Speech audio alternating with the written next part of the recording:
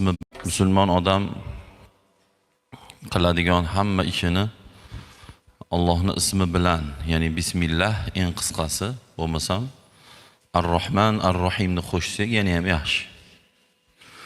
Hamma ishda shuni qo'shlik, odob, sunnat. Payg'ambarimiz alayhissalom bismillah ish qilmaganlar birorta ishlarini.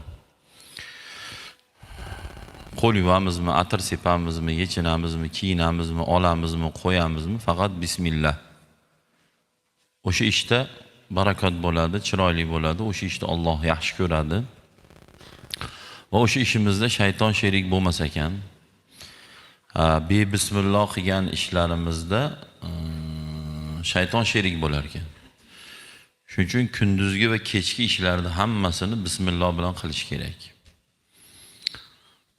Agar bismillahni aytmasak, undan barakat ketadi. Masalan, atir sepyapti, bismillah demasak, shaytonga ham qo'shib sepgan bo'lar ekan bizda.